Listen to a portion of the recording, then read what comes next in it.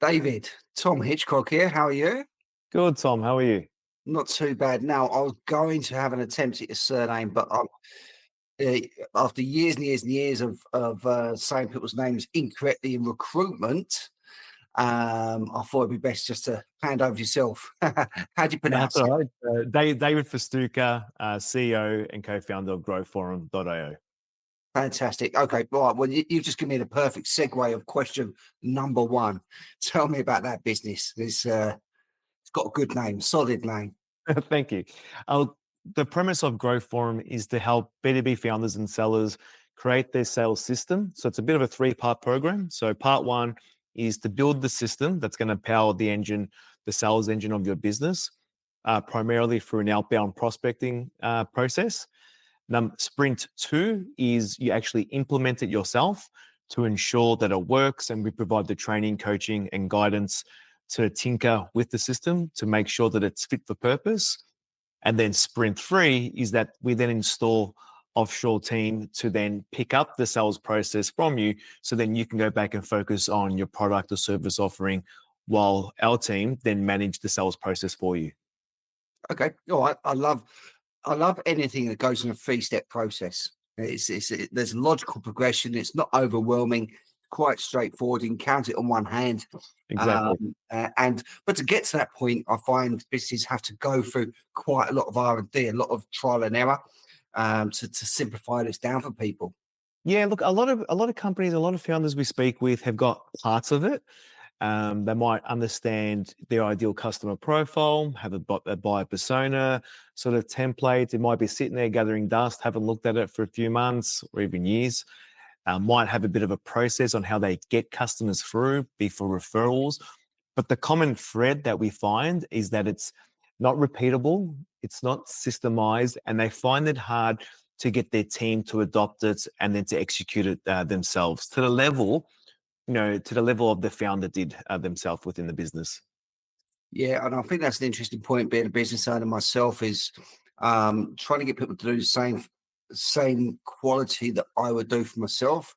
It is very difficult, and I get their vested interest in business is different, and we've all got different skill sets as well. But often or not, I now find that a lot of people are doing things better than me. Yeah, that's an interesting point, right? Like we often find and share that if you can find someone that can deliver at 80% of what the founder could, because obviously, most founders have got that real love for the business. It's quote unquote their baby that they've spawned, and they got that allure as well when they're talking to someone that it's the founder on the call versus a sales rep or someone in customer success. So if that individual can get up to 80% of what the founder could, then that's great. Anything above that's outstanding. But if you can accept that at the 80% level, then you've got someone good on your team. Yes, and it's interesting you use that term 80% as a measurement, because it also talks somewhat to Pareto's law. Correct. Yeah. Is Yeah. it, I It's one wonder of if those that's by things. Sorry, design or by accident. nah, that's why it just comes across as a common sort of stat where the high performers hover around that 80% and above, and those that often don't hit KPI within their particular business are hovering below that mark. So that's where we sit around. If you get someone at 80%, then you're doing a great job. Yeah, like it. Okay. And what makes your business unique compared to competitors? Well, it's an interesting one, right? So obviously we get asked that a lot. One of the uniqueness is that we've been there, done that ourselves, and have continued to do that day to day. So myself, in my previous business, I was the CMO co-founder of locomote.com, which is still kicking today. My cousin and I, Ross, we co-founded it way back in 2011, built it up, sold it to a listed company in the US in 2016, had the golden handcuffs and left in 2018. And then the TLDR is that we reacquired the business back during COVID. And we were sort of caught in the fork road of, do we just hold on to this great piece of IP and then try and flip it coming out of COVID? Or do we try and sell the business?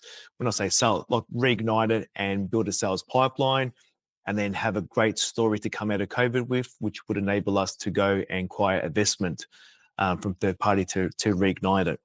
So I let Ross and I sort of split our attention, where he was focused on getting some of the original team back, engineering team, and then focused on planning for the initial raise, quite a big project there. And my focus was building out the sales and marketing plan and trying to get some closed deals. And if you think about it, I was trying to sell business travel during COVID to CFOs. All right. So it was one of those difficult things where, how the hell do I do this? Specifically with CFOs at the time, they were busy purchasing, crazy amounts of things to get their team working remotely. There was a whole range of things that was on their plate. They were quite overworked persona that we quickly realized. So that's when I enlisted the support of my friend and now co-founder in Growth Forum, Luigi Prestonenzi, to help guide me on, what's the right approach to go after this. I'm going to be interrupting these people a lot. I am definitely not top of radar. I'm at the bottom of radar. Buying toilet paper at the time was higher than, sorting out your business travel. So we went through the process that we've now created a product within Growth Forum, which starts around really identifying the clear ICP, but not just that, but with the buyer persona. Why would they care to respond to a phone call, to want to book some time into their busy calendar, to talk to someone about business travel when they can't even travel, and who knows when they can get back to traveling? So it came down to the messaging, and we really tinkered with what's the real burning desire that could be on the radar of a CFO, not right now, but like in the future. And that messaging came around to, are you ready to travel once COVID starts to ease? Mm-hmm. Do you have the right checks and balances in place? Do you have the right system in place to allow your team to travel and travel safely? And that's where Locomo, the product, came into its own. It was really great around that duty of care and corporate governance. So long story short, during that period of COVID, I was able to generate a 150 mil pipeline, and was able to convert quite a few of those coming out of COVID. And that was a combination of reigniting stored deals that were in the system when we reacquired the business, and also going after new cold deals from that standpoint. So it's a bit of a long-winded answer, but it's sort of that experience there, combined with Luigi's experience of 20 years plus at the cold front of sales, really does put us in a unique stance where, unless someone's gone through the exact same experience, we've got a real defined process on how to go from 0 to 100 and what you need to do and the hard yards you need to go through in order to get there. No, I appreciate the answer, because there's a few points there which we can go off in a tangent if you like. But you reminded me of when I started my career in recruitment. So I actually did work for someone else who's in the UK, in Glasgow, in the middle of the GFC, and no one's recruiting. It's just desolate. But I still had to get meetings, and every man and their dog's ringing up saying the same thing, and what have you. And I managed to get lots of meetings and eventually lots of business on the basis of, we're not hiring right now. For me to turn that around and say that basically means when we meet, it's a genuine relationship conversation rather than I'm here to grab something. If there's nothing for me to take, what's there for you to lose? Yeah, that's great. And it worked well. Everyone enjoyed the coffee or whatever their flavor was, and the relationship was there. You're the guy that kept meeting us for no reason whatsoever. That's good, right? Like, sales is, end of the day, a relationship, right? Yeah. So over that time, if you look at it, you earned the right to get onto their calendar. You earned the right to build trust with them. And then in turn, you became the trusted advisor. So once they were ready to start, recruiting again, they knew they had to call back and reach out to Tom because you had earned their trust. You're exactly right, and it makes it a lot less transactional, and a lot more value driven as well, because they're well aware of what you do and what you can do for them when they're ready, which is exactly what you did there. So I think that's a really good strategy. But then, as you said, you've got lived experience. You've got lived experience. Here's a systems and process that we've done, essentially selling ice to the Eskimos. Okay, it's worked for us. It can work for you.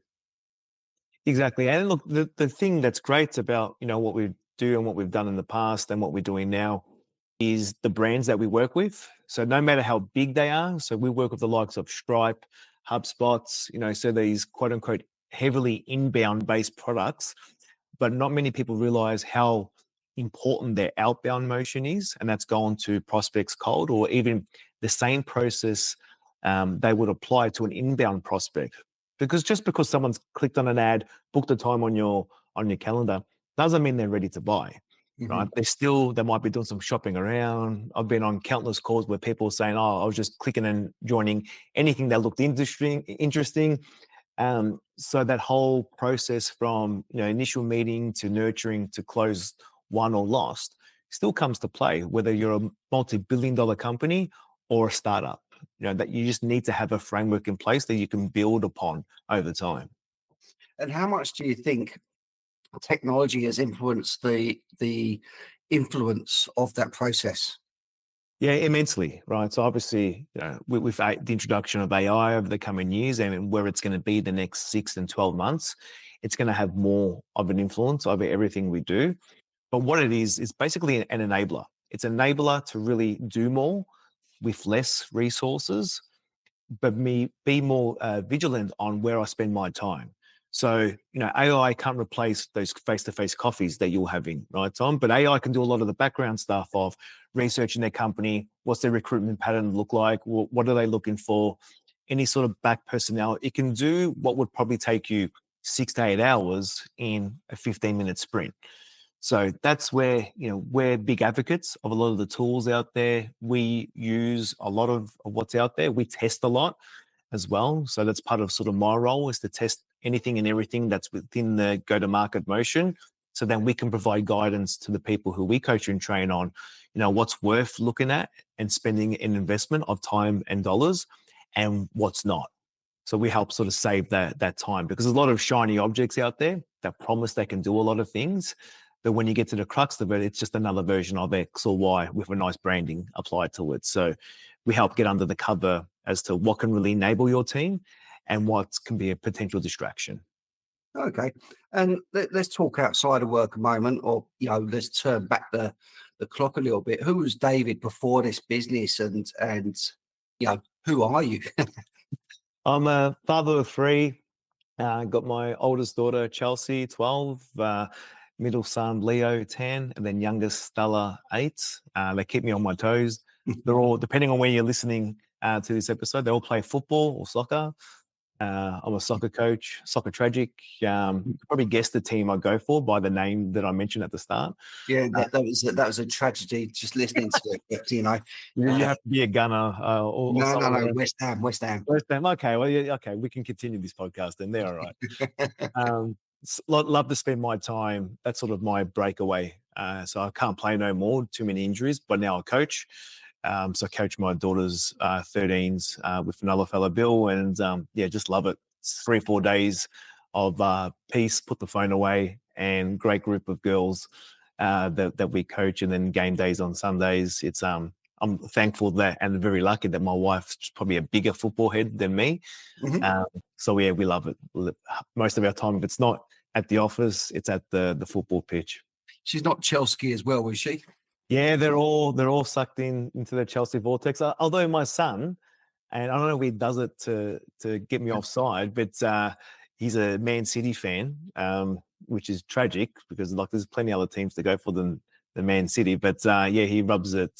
He's had a good little run over the last few years, but now I'm just giving it back to him on their demise. Well, they're imploding, and that's without the 115 fines or whatever to come their way. It's nice to watch. Okay, what got you into this business? Well, what took this route for you?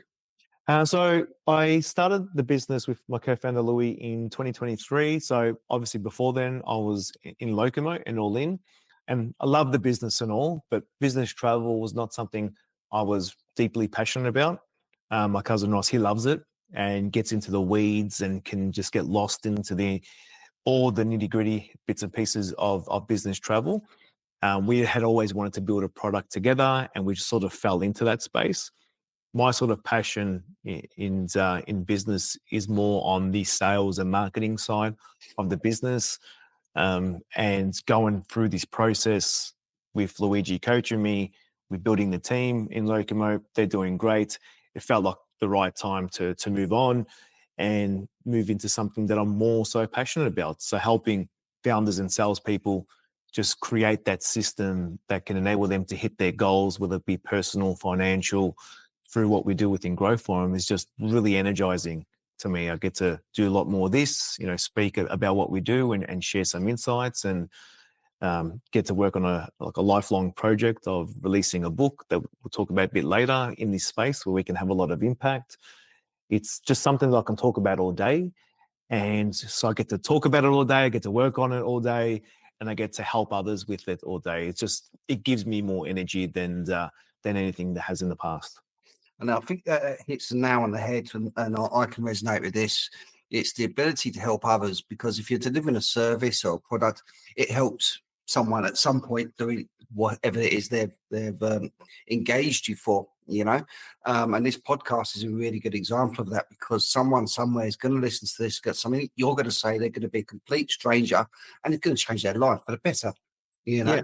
And that keeps me going. It keeps me making sure that I book more up, have more conversations, and get more of this out of the world, and the same with the business, So I couldn't agree with you more on that one. You did mention, and we're not far from wrapping up now anyway, you did mention the book, and I do know about the book, so I'm not going to pretend I don't, but tell us more. Yeah, the book, it's a bit of a life project. So Luigi and I, when sitting down and talking about the impact we wanted to have, we know that, obviously there's only a certain amount of new business we can take on within Growth Forum, but the impact and our reach we want to have is much larger than that. We want to be able to impact millions of founders, millions of salespeople. So one of the best ways that we could, do that is to put all of our knowledge, all of our resources, everything that we do within the program into a written format, which is now the B2B Sales Playbook. It's out on Amazon now. We give away absolutely everything. And it's not your typical read front to back type book, even though you can. In the beginning of the book, it just teaches you and shows you how you can leverage the book. You might have a certain problem on closing deals. You're great at generating leads, but you struggle on the conversion. You can go straight to that chapter. You can get the resources, you can get the lessons and learnings and apply them that day, right? It's something that we want to be super tangible, a no fluff type of book. And we provide all of our assets. Like I mentioned, all you do is just you sign up. Once you get access to the book, the link is in there. And then we even provide chapter by chapter coaching as well. So if you're not sure, where to start or what to read, each day you'll get a chapter summary with what you're going to learn and the takeaways, and then you can dive right in. So it's just a way of us having a lot more impact in a lot more affordable manner. So we're really excited about this, and it's been going great so far. As you should be. I'll be tapping you up for a signed copy for sure. Mate, do make sure when this goes live that you stick the link to that in underneath the comments, so that everybody listening to this can go and purchase and benefit from your words of wisdom. I think that'd be fantastic. Okay, well, listen, that's us wrapping up. Outside of what you said there, what's the best way for people to make contact with you?